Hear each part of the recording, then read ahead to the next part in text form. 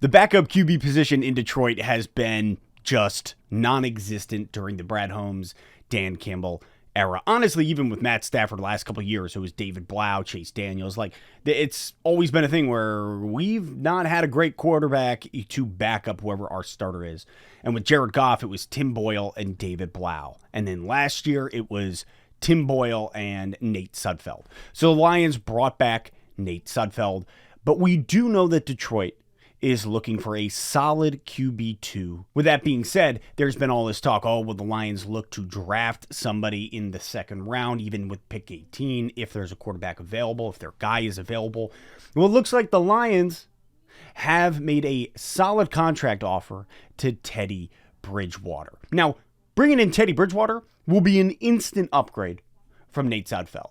So it's the type of thing where you're like, okay, well, you're already looking at a guy who started in 60-plus games, who we have seen, we have footage of, we have tape. He knows the NFL. You bring him in under Ben Johnson, under Jared Goff, to really be that QB2, and then Nate Sudfeld moves to QB3.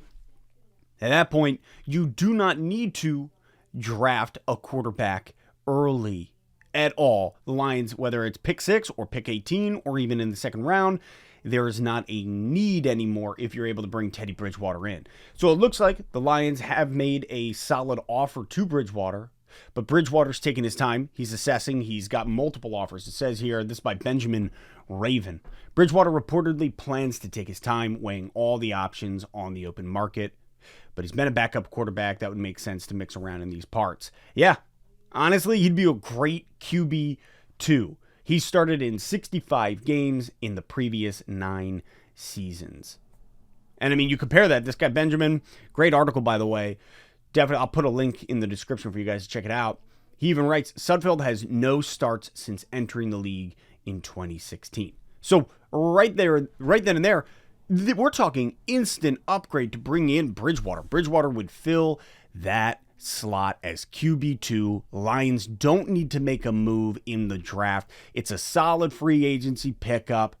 I love it. Plus, Teddy Bridgewater, hey, he's got enough in him that I look and I'm like, that's a guy that I would absolutely take in Honolulu Blue to back up Jared Goff. I love it. I love it. He's 30 years old. I mean, you sign him on a 1-year, 2-year deal maybe. Feels good. Feels good. This way you can take your time. As the Lions, you can take your time, continue to build out the team that you want to build out defensively, offensively, and then you can find the right quarterback, that franchise QB, if you don't believe it's Jared Goff. Quite frankly, Goff can do it. I've said it from the start. I think he can do it. So I don't think we need to. Let me know how you feel about the move. Drop your thoughts in the comments. As always, I'll catch you next time on Let's Talk Lions, and happy Easter. Greatest day in history.